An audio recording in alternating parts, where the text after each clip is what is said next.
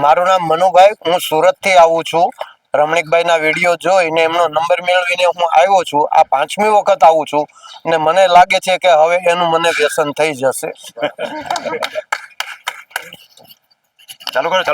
મારું નામ નિલેશભાઈ પટેલ, આણંદથી આવું છું અને આ તાલીમ કેમ્પમાં આવ્યા પછી મને રેવન્યુનું જ્ઞાન સારું એવું મળ્યું છે અને બધાને મળતું રહે એવી આશા રાખું છું.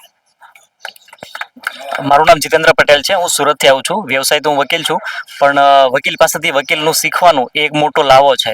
તો અહીંયા ખેડૂતો જે ભણ્યા નથી એ લોકો પણ આવે છે અને મારા જેવા વકીલો પણ આવે છે, બેંકના અધિકારીઓ પણ આવે છે.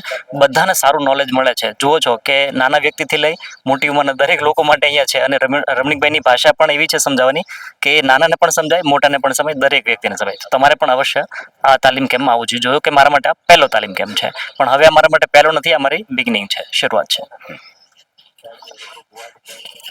હું પુનાભાઈ સેંજળિયા રમણીકભાઈ કોટડિયાના વિડીયા જોઈને અને મને એમ થયું કે આમાં તાલીમ લીધા જેવું છે, પણ અહીંયા એવા પછી ખબર પડી કે એજ્યુકેટેડ અભણ મેળવી શકે છે અને પોતાના કામ જાતે કરતા થઈ ગયા છે. મારું નામ ગોવિંદભાઈ કાપડિયા, હું સુરતથી આવું છું. રમણીકભાઈ અહીંયા જે સરળ ભાષામાં રેવન્યુ લગતી તમામ માહિતીઓ આપે છે, જે સામાન્યથી લઈ ઉચ્ચ લેવલ સુધીના વ્યક્તિઓ માટે ઘણું ફાયદારૂપ હોય છે. દરેક લોકોએ આનો લાભ લેવો જોઈએ. મારું નામ ચૌહાણ કાસમ, હું વડોદરાથી આવું છું. સોશિયલ મીડિયા પર રમણીક કોટડિયા સાહેબના વિડીયો જોઈને અમે લોકો રેવન્યુ માર્ગદર્શન માટે આવ્યા હતા અને રમણીક કોટડિયા સાહેબ સારું એવું માર્ગદર્શન આપી રહ્યા છે. આજરોજ અમે 18મા તાલીમ કેમ્પમાં જોડાયા છે. તમે પણ આ કેમ્પનો લાભ લો અને જાતે કામ કરતા શીખો.